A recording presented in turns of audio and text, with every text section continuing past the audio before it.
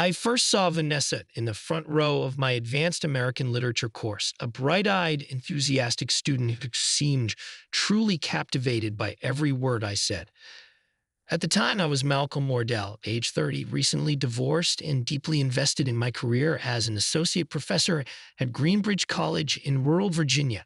She was barely 20 years old, finishing her final year of undergraduate studies. Our 10-year age gap drew some cautious glances around campus, but that didn't stop me from being enthralled by her charm and liveliness. Vanessa had a vivacious spirit. In class, she'd raise her hand frequently, pose thoughtful questions about Faulkner's prose or Dickinson's verse. Always respectful, she never once implied any unprofessional interest in me. But I, to my own surprise, felt an immediate pull toward her. Unlike the shy or uninterested stares from so many other students, Vanessa's gaze reflected curiosity, admiration, and something else I couldn't define. The leap from professor and student to man and woman in love happened cautiously. She graduated, and I could finally see her off campus without feeling like I was crossing boundaries. After her graduation ceremony, I invited her to celebrate at a local cafe. Over tea and pastries, we connected on every topic, from her dream of traveling the world to my love of poetry.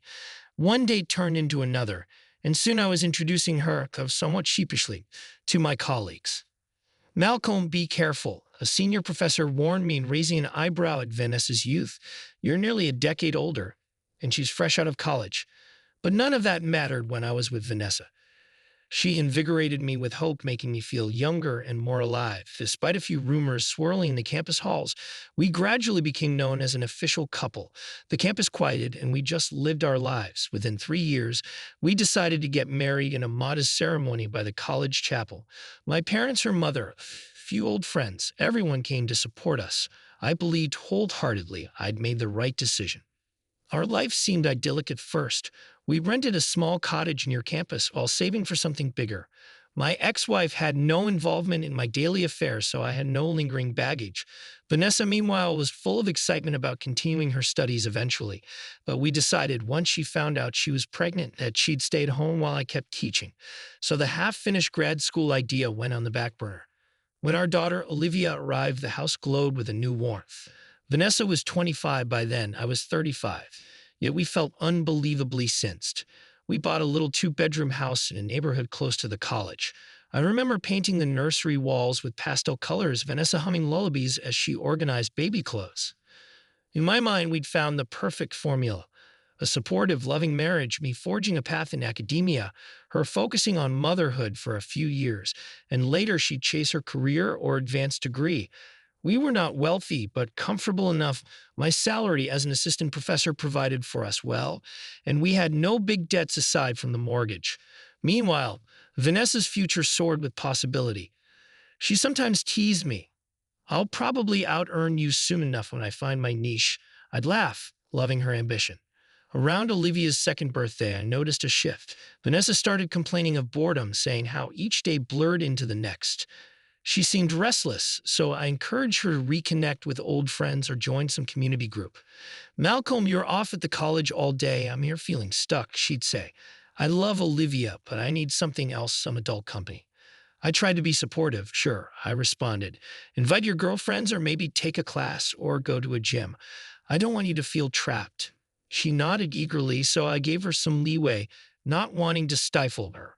When the visits began, Gina, Caroline, and other female friends, everything seemed harmless. They'd gather in the afternoon, watch a rom-com, help with chores, or gossip. Sometimes they used our living room at nights, but Olivia was upstairs asleep, so I turned a blind eye. But gradually, these gatherings multiplied. Just the girls again, she'd say, we'll keep it quiet. Then, on a random Wednesday, I came home at 10 p.m. to find three unfamiliar guys in the living room, joking around with Vanessa and her girlfriends. Loud music thumped in the background. My mouth tightened in annoyance. Hadn't she said it'd only be her girlfriends? The next day, the neighbors discreetly asked if we were hosting parties, complaining the noise had woken them at midnight. When I confronted Vanessa, she brushed me off. They're mostly from my college crowd. Some are still finishing courses, some are just older. Relax, we're just listening to music, maybe a few beers. Olivia's fine. She can sleep through anything. I found it suspicious, but she insisted they were no threat. Over time, my frustration intensified. She was home all day while I was at the university, so she had full control of who came and went. And each time I tried to express disapproval, she'd say, "Don't be so paranoid. Malcolm, you're older and always worried about nonsense." A hint of GALOUSLE. I must confess I was jealous. She was a vibrant 20-something who had barely begun adult life while I was nearing 40. We were both still attracted to each other physically, but these days our couple intimacy felt overshadowed by her newfound social life. I found that I'd come home and see random people in my house, some I'd never met. Some barely greeted me, and it just felt wrong. But I tried to trust her. She was my wife after all. She told me countless times, "You have nothing to worry about." Still, a voice in my head kept repeating, "Something's off." The night our neighbors complained about a 2 a.m. argument in the backyard, I knew I had to do something. I chose a course of action that, even at the time, felt drastic. 2 small cameras, one I placed in a corner of the living room, well hidden behind a decorative vase. The second aimed at the hallway upstairs near the master bedroom. Part of me felt guilty. It was a violation of privacy. Another part insisted I had a right to protect my home and child from shady strangers. If nothing suspicious happened, I'd remove them. For about 3 weeks, I'd occasionally skim the footage. Mostly it was exactly what she said, a handful of friends, guys and girls, watching TV, chatting, sometimes sipping wine or beer. They didn't do anything shocking aside from being loud. I nearly removed the devices, thinking I'm just being paranoid. Then one Saturday morning on my day off, curiosity led me to check the camera logs from the prior night. She'd had some gathering again, which I'd missed because I'd gone out for groceries late. And in the footage from 1:07 a.m., I saw it, a lanky man, maybe mid-20s, slightly drunk, stumbling up the stairs with Vanessa. They made their way into our bedroom. The hallway camera recorded him kissing her kissing back. The door closed. For a moment, I sat there stunned. Then I realized I was shaking, but I had forced myself to keep watching in case they came out quickly. But they did not. 30 minutes later, they emerged, hair disheveled, her giggling. My heart pounded, stomach twisted. I rewound, rewatched, and saw him going in. No mistake, my wife was hooking up with a complete stranger in our marital bed. I was paralyzed. Then something in me snapped. I stomped downstairs to find Vanessa at the kitchen table, casually scrolling on her phone. She didn't even greet me.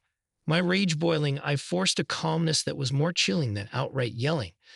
"We need to go upstairs," I said, voice low. She gave me a puzzled look. Without waiting for her response, I grabbed her wrist and led her up. Shutting the bedroom door behind us, she started to protest. "Malcolm, what?" But I cut her off. In a burst of raw, furious emotion, I practically threw her onto the bed. We ended up in a twisted, angry version of intimacy, my anger fueling every movement. Strangely, she didn't resist. She moaned in some bizarre mixture of confusion and excitement. I felt disgusted with both of us. When it was over, I sprang up, rummaged in my pocket, and pulled out the USB flash drive. I hurled it onto the bed next to her. "That's footage from last night," I said icily. "I watched you bring a stranger to this very bed. You think I wouldn't find out?" She stared, eyes wide in horror.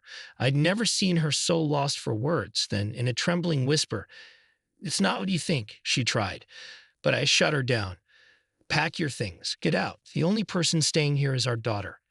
She choked back a sob, possibly trying to see if I could be swayed by tears. But I was unmovable. "You've lost the right to my sympathy," I spat. "Pick up your precious boy toys elsewhere." Then I left the room, slamming the door. The divorce, her departure happened within days. She didn't argue over the house or custody. That shocked me.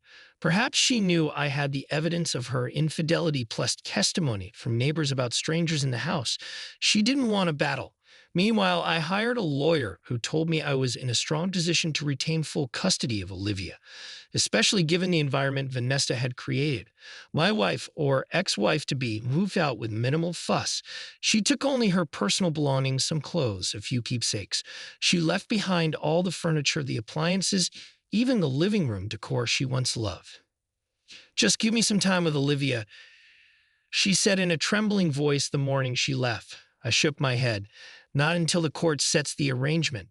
You've shown you can't keep her safe. If you want to see your child, we'll do it the legal way." I felt like a monster. But I was also numb. determined not to let my anger or her tears sway me from protecting my daughter.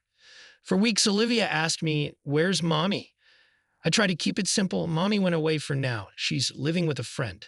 That was the best I could do. She was too young to understand betrayal or adultery. Over the following months, the divorce proceeded swiftly. There were no contested hearings, no big arguments in front of a judge. In record time, the marriage ended. She didn't even show up in court for the final hearing. My lawyer said this is probably her guilt. She figures she can't fight, possibly.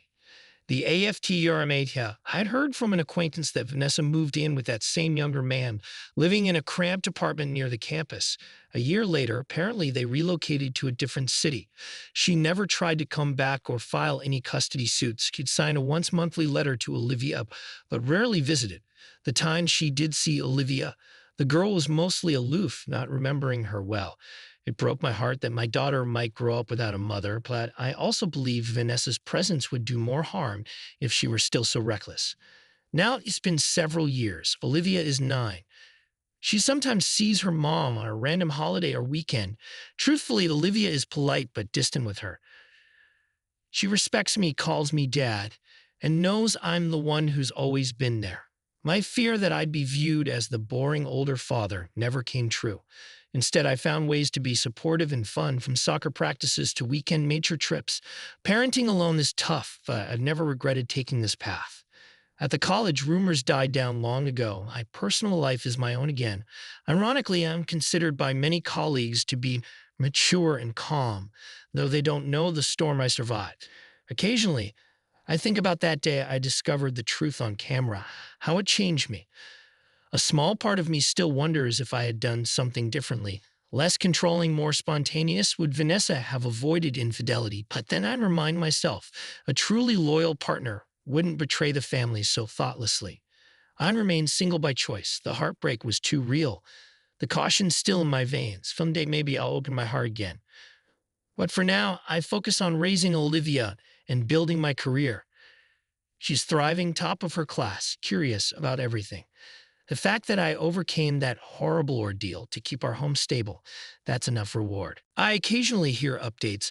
Vanessa is apparently still with that guy, or maybe a new one. She drifts from job to job, struggling with finances, never truly settling. She's never contested custody, never demanded any share of my property. I once pitied her, but over time realized it's out of my hands. She made her choices, chose her fleeting excitement and the illusions of youth, which ironically remain out of reach. So that's how a naive professor, older by 10 years, fell for a lively student, married her, and later discovered the catastrophic betrayal in his own bedroom. If there's a moral to be gleaned, it might be that trust is sacred. Once broken, no apology can ever fully restore it. Sometimes heartbreak is the only way to set ourselves free. And while I still recall the raw rage of that day, the disbelief, the vile sense of violation, I found a measure of peace. I have my daughter, I have a stable home, and I have my dignity. The illusions might be shattered, but real life goes on.